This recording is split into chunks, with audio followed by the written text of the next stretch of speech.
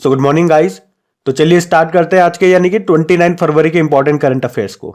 तो इस प्रश्न में आपसे क्या पूछ रहे हैं कि अभी हाल ही में किसे भारत का दूसरा लोकपाल अध्यक्ष नियुक्त किया गया है? तो आंसर होगा अजय मणिक राव को। तो अभी हमारी जो राष्ट्रपति है द्रौपदी मुर्मू जी, उन्होंने सुप्रीम कोर्ट के पूर्व चीफ जस्टिस रहे अजय मणिक राव खानविलकर को लोकपाल का नया अध्यक्ष नियुक्त किया है। तो यहां से भी एक प्रश्न क्लियर हो गया, कौन नियुक्ति करता है? तो राष्ट्रपति जी के द्वारा इनकी नियुक्ति की जाती है और वे इस तरह से भारत के दूसरे लोकपाल होंगे, ये ध्यान में रखना है। अब आप पूछोगे कि पहले कौन थे फिर, तो आंसर होगा पिनाकी चंद्र घोष थे, लेकिन वे मई 2022 में ही रिटायर्ड हो गए थे और तब से लोकपाल के कार्यकारी अध्यक्ष के रूप में काम कर रहे हैं प्रदीप कुमार मोहंती। और अब आपको नाम याद रखना है, अजय मणिक राव का ये भारत के दूसरे लोकपाल बन गए।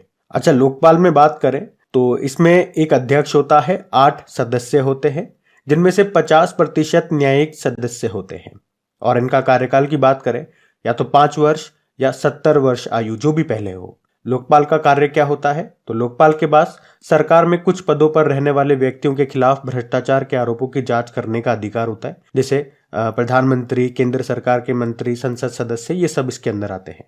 और मैं आपको बता दूं कि लोकपाल और लोकपाल विधेयक 2011 को 17 दिसंबर 2013 को संसद के द्वारा पारित किया गया था और 1 जनवरी 2014 को अधिसूचित किया गया था।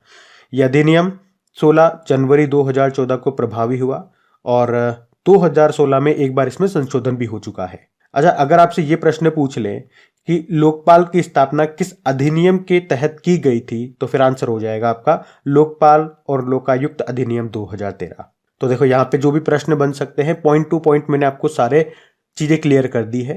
जिस भी तरह से घुमा फिरा करके एग्जामिनर प्रश्न पूछ ले, आप यहां से सारे प्रश्नों का उत्तर कर पाओगे। मैंने इस तरह से पॉइंट वाइज आपको बता दिया। बाकी कुछ ऑप्शंस हम जरूर रिवाइज करते हैं। एक तो अभी अनिल कुमार लाहौटी, ये telecom regulatory authority of India के अध्यक्ष बने। इंद्रमणि पांडे बिम्स्टेक के सेक्रेटरी जनरल बने और इस पद पर आने वाले ये पहले भारतीय हैं। और दलजीत सिंह चौधरी की बात करें तो सशस्त्र सीमा बल के ये डायरेक्टर जनरल बने। तो इंपॉर्टेंट क्वेश्चन रहेगा, ध्यान में रखना। अगला प्रश्न देखते हैं। अच्छा, फिर अगला प्रश्न देखते हैं क्या है। अभी हाल ही में यूके के किंग के द्वारा मानद नाइटहुड से सम्मानित होने वाले पहले भारतीय कौन बनेंगे? तो आंसर होगा भारती मित्तल। तो अभी भारतीय एंटरप्राइजेस के चेयरमैन हैं ये भारती मित्तल। उनको यूके के किंग चार्ल्स द्वितीय ने भारत ब्रिटेन व्यापार संबंधों को आगे बढ़ाने के लिए मानद नाइटहुड से सम्मानित किया है और भारती मित्तल ये सम्मान पाने वाले पहले भारतीय होंगे।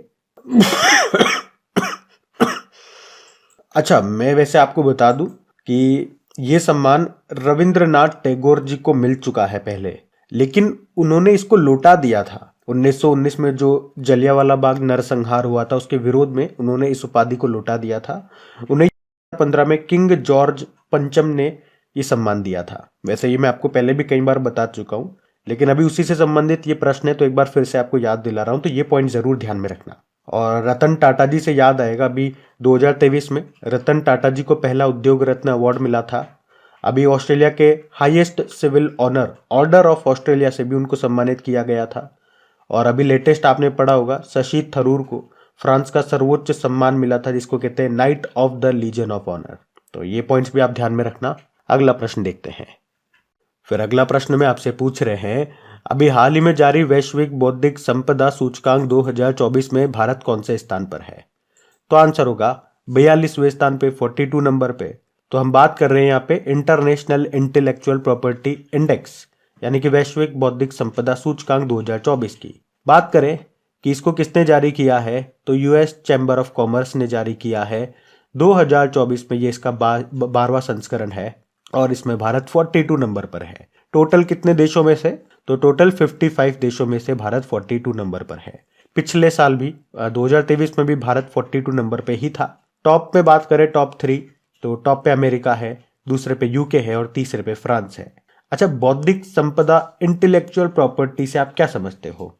आप ऐसे समझो जैसे कि आपने अपने दिमाग से कुछ बनाया, कुछ डिजाइन किया, कुछ आविष्कार किया, जैसे कि नया गैजेट बनाया, कोई नया चित्र बनाया हो, कोई लोगो बना दिया, कोई फिल्म बना दी, कोई गाना गा दिया, कोई कविता लिख दी, तो वो आपकी बौद्धिक संपदा हो गई।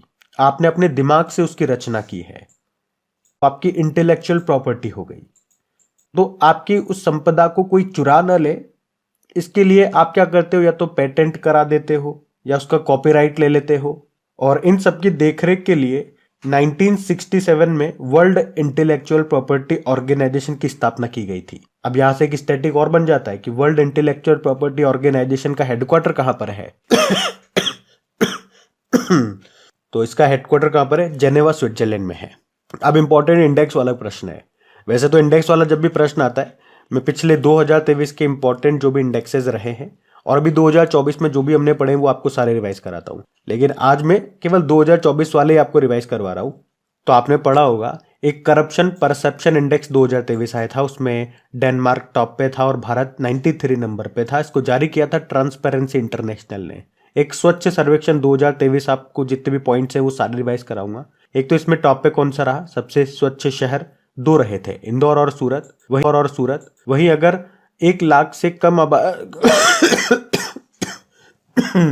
1 लाख से कम आबादी में बात करेंगे तो महाराष्ट्र का सासवद इसमें टॉप पे रहा।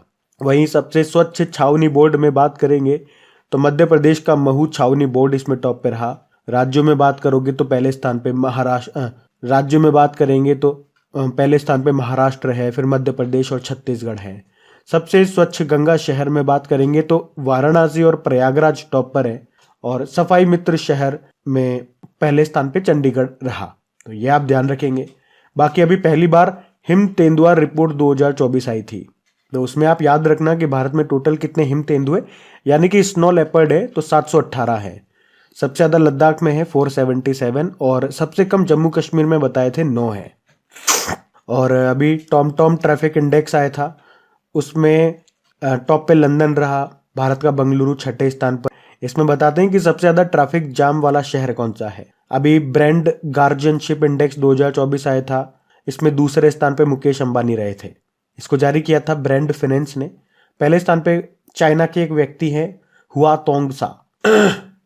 और एक अभी पढ़ा था लोकतंत्र सूचकांक आया था, डेमोक्रेसी इंडेक्स 2023, उसमें भारत की रैंक क्या थी, भारत उसमें 41 नंबर पे था, टॉप पे नॉर्वे था। अच्छा देखो, आप लोग कमेंट करो उससे पहले ही मैं आपको क्लियर कर दूं क्योंकि आज मैं आपको थोड़ा कम रिवीजन करवा पाऊंगा और मेरी वॉइस भी इतनी बोल्ड आपको लगेगी नहीं, या यूं कहूं कि इतने जोश के साथ मैं आपको नहीं पढ़ा पा रहा हूं क्योंकि मेरा स्वास्थ्य आज कुछ ज्यादा ही खराब है। क्योंकि हमारे पुराने स्टूडेंट्स हैं, उन्हें तो पता है कि अभी मैं खांसी जुकाम बुखार से गुजर रहा हूँ।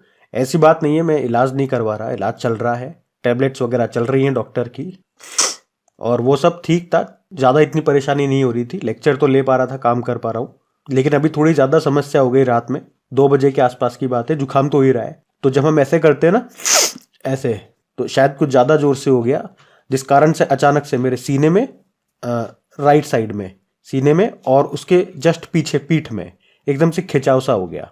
पहली बार हुआ, अचानक हुआ, मुझे भी नहीं समझ में आया 2 मिनट तक तो ये क्या हो गया।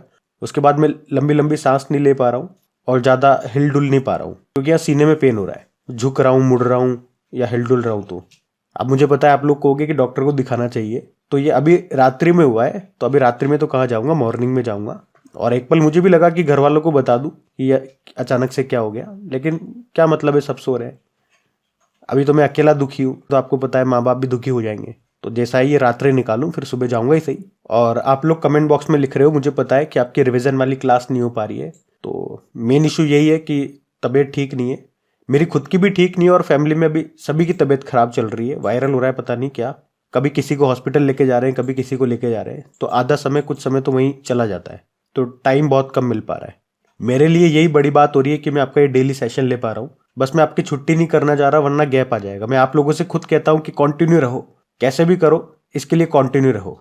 और फिर अगर मैं ही अपनी तरफ से गैप ले लूंगा तो फिर आप कैसे कंटिन्यू रहोगे। तो मैं पूरी कोशिश कर रहा हूँ जैसे भी मेरे से हो, कम ज़्यादा, बस आपका ये सेशन हो जाए।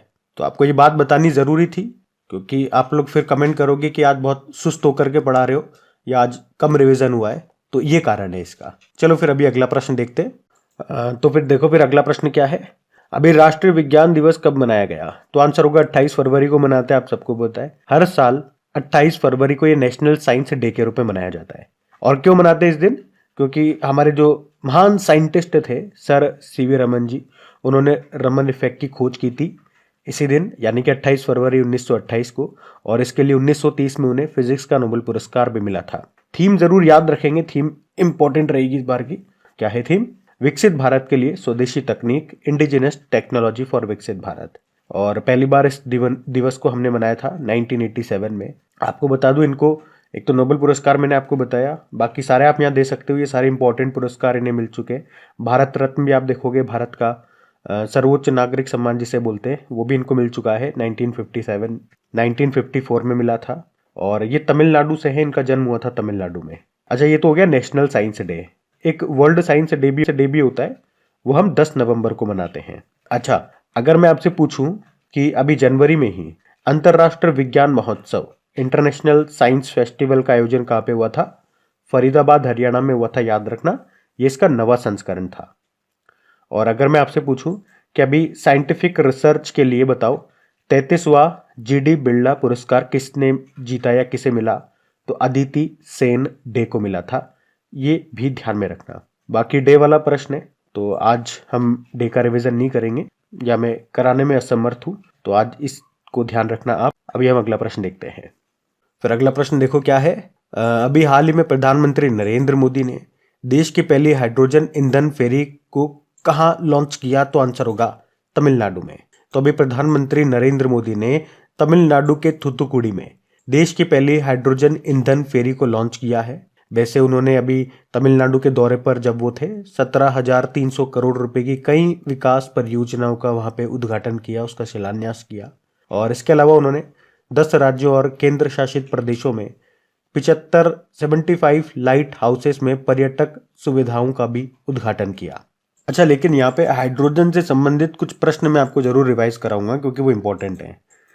जैसे कि देखो, अभी बिल्कुल लेटेस्ट हमने पढ़ा था कि भारत का सबसे बड़ा हरित यानी कि ग्रीन हाइड्रोजन उत्पादन केंद्र ये स्थापित हुआ आंध्र प्रदेश के विशाखापत्तनम में।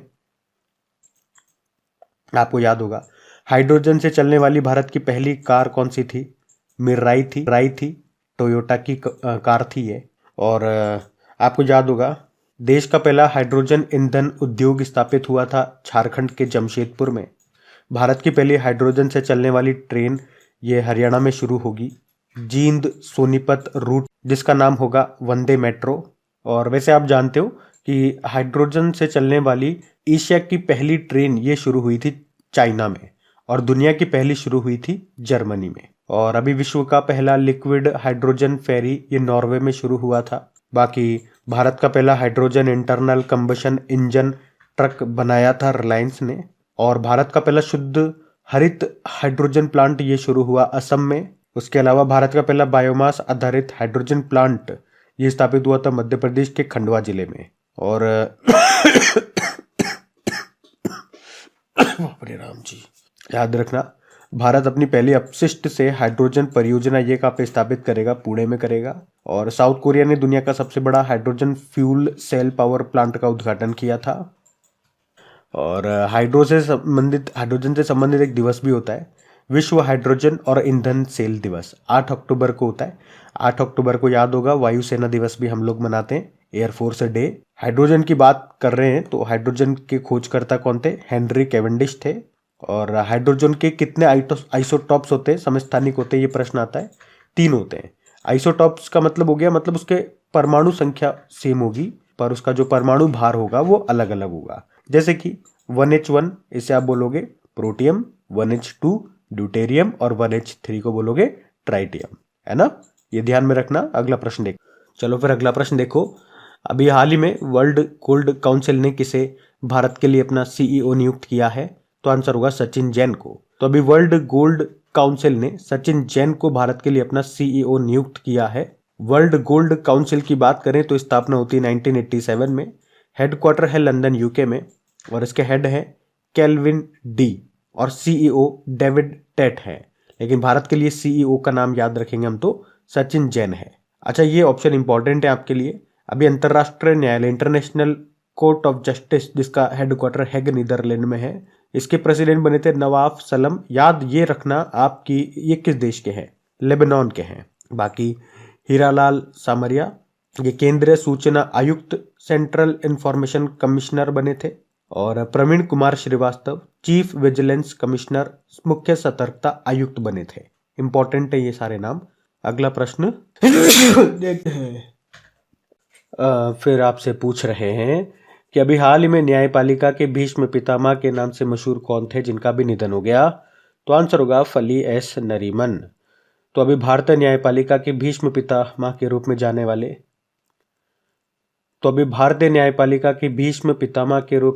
माने जाने वाले और केशवानंद भारती मामले सहित कई महत्वपूर्ण कानूनी प्रक्रियाओं का हिस्सा बन भारत को आकार देने में मदद करने वाले कानून विशेषज्ञ और दिग्गज अधिवक्ता फली एस नरीमन का भी निधन हो गया। 95 95 ईयर के ये थे। आपको बता दूं 1972 में भारत के ये अतिरिक्त सॉलिसिटर जनरल भी रहे थे। अच्छा, आप जरा बताना तो कमेंट में टाइप करके कि अभी वर्तमान में हमारे सॉलिसिटर जनरल कौन है, पता है क्या आपको? इनकी बात करें तो 1991 में पद्म भूषण मिल चुका है, 2007 में पद्म विभूषण मिल चुका है। कई बुकें इन्होंने लिखी है जिसमें से कुछ एक मैं आपको बताऊं जो फेमस है, जैसे कि before the memory fades, the state of the nation, Indian legal system can it be saved. ये इनकी कुछ फेमस पुस्तकें हैं। मैंने आपसे पूछा था अभी हमारे सॉलिसिटर जनरल का नाम क्या है, तो याद रखना तुषार मेहता है। और अटॉर्नी जनरल कौन है? आर वेंकटरमणि है। अरे बाप रे राम जी। अच्छा, निधन वाला प्रश्न है ना, कुछ इंपॉर्टेंट नाम मैं आपको जरूर रिवाइज कराऊंगा। ये सारे इंपॉर्टेंट नाम है क्योंकि जिनके अभी हाल ही में निधन हुए, जैसे कि सुप्रीम कोर्ट की पहली महिला न्यायाधीश फातिमा बीवी का भी निधन हो गया। गजल गायक पंकज उधास जी का निधन हो गया। कर्नाटक के पूर्व जूनियर क्रिकेटर थे के होयसला भी 34 वर्ष की उम्र में निधन हो गया अटैक से। और डॉक्टर आर नित्यानंद की बात करें तो ये भारत की पहली मौखिक गर्भ निरोधक गोली सहेली की खोज करने वाले डॉक्टर थे नित्या आनंद, इनका भी निधन हो गया। शास्त्रीय गायिका प्रभा अत्रे का निधन हो गया।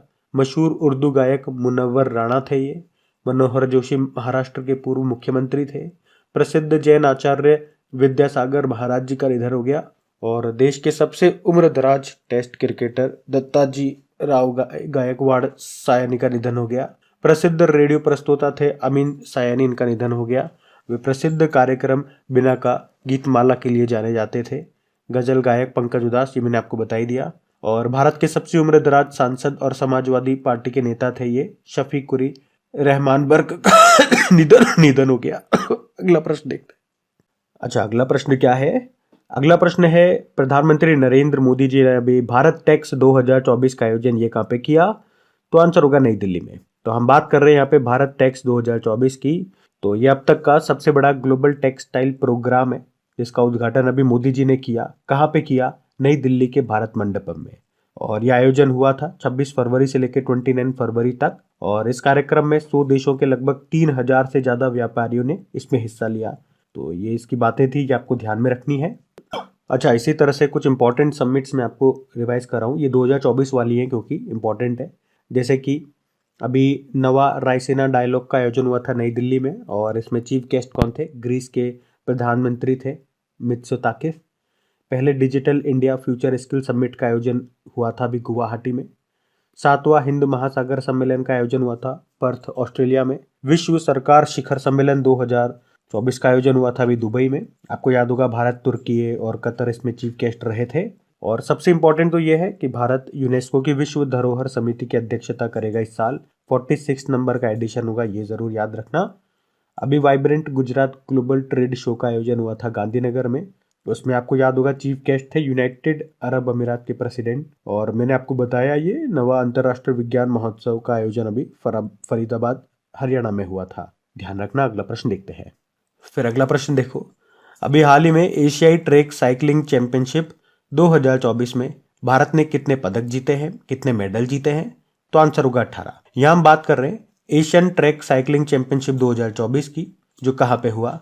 नई दिल्ली के इंदिरा गांधी स्पोर्ट्स कॉम्प्लेक्स में हुआ। 21 से लेके अभी 26 फरवरी 2024 तक ये हुआ। 2024 में ये इसका 43rd नंबर का एडिशन रहा। इसमें याद रखना जूनियर और पैरा खिलाड़ियों ने भारत के लिए टोटल 18 मेडल जीते हैं, जिसमें से 9 गोल्ड है, 6 सिल्वर है और 3 ब्रोंज है। सबसे ज्यादा मेडल किसने जीते या टॉप पे कौन रहा? तो मलेशिया रहा। 37 मेडल जीते इसने। 19 गोल्ड है, 11 सिल्वर है और 7 ब्रोंज है। दूसरे पे जापान और तीसरे पे कोरिया है। तो ये ध्यान में रखना। अगला प्रश्न देखते हैं।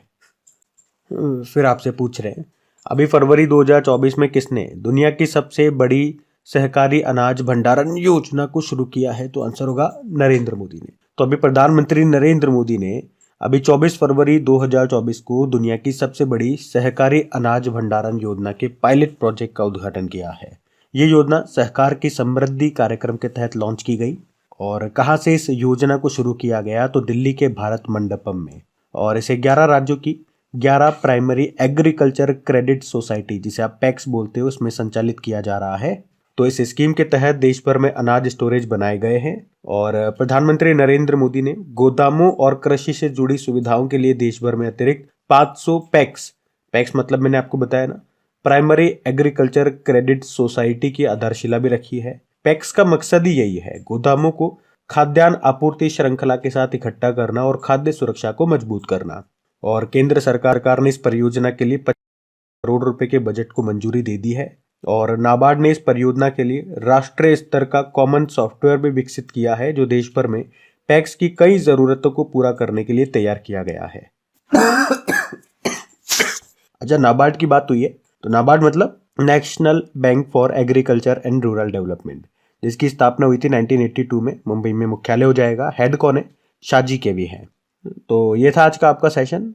और प्लीज सेशन वैसा तो जैसा डेली रहता है, मेरे को पता है वैसा तो नहीं रहा, लेकिन फिर भी प्लीज वीडियो को लाइक जरूर कीजिएगा, दोस्तों के साथ में शेयर जरूर करना। बाकी जो नए स्टूडेंट्स हैं उन्हें बता दो, आपकी प्रैक्टिस के लिए क्विज आपको मिल जाएगी, जहां प्रैक्टिस कर सकते हो इन सभी क्वेश्चंस की। डेली, वीकली, मंथली सारी क्विजेज वहां मिलेगी। आराम से प्रैक्टिस करते रहो। जितना प्रैक्टिस करोगे उतनी चीजें आपको कंठस्थ रहेगी, याद रहेगी लंबे समय तक। और इसकी डिटेल्ड पीडीएफ भी आपको मिल जाएगी क्रैक एग्जाम एप्लीकेशन में, जिसका लिंक नीचे डिस्क्रिप्शन बॉक्स में है। चलो अभी कल के करंट अफेयर्स का मैं आपको क्विक रिवीजन करवा देता हूँ, फिर सेशन एंड करते हैं।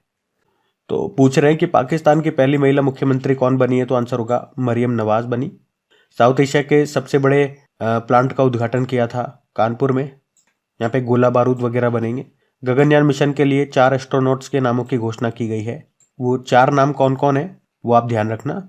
एक तो बालकृष्णन नायर है, अजीत कृष्णन है, अंगद प्रताप है और शुभांशु शुक्ला है। बाकी अभी विश्व की पहली वैदिक घड़ी का उद्घाटन कहाँ पे किया गया, तो उज्जैन में किया गया। Solar energy corporation of India ने भारत के सबसे बड़े सोलर बैटरी परियोजना का अनावरण किया छत्तीसगढ़ में। भारत के सबसे उम्रदराज सांसद और समाजवादी पार्टी नेता का निधन हो गया। शफी कुरी रहमान बर्क उनका नाम है। सिक्किम के पहले रेलवे स्टेशन की आधारशिला भी मोदी जी ने कहाँ पे रखी है, रंगपो में रखी है। और शिक्षा मंत्रालय ने 2024-25 सत्र से कक्षा 1 में प्रवेश की आयु को कितना निर्धारित किया, तो 6 साल से ज्यादा का होना चाहिए बालक। बैडमिंटन विश्व चैंपियनशिप 2024 में भारत ने कितने स्वर्ण पदक जीते, तो आंसर होगा 3 जीते। और दुनिया की तीसरी सबसे बड़ी मस्जिद का उद्घाटन कहाँ पे किया गया, तो अल्जीरिया में किया गया।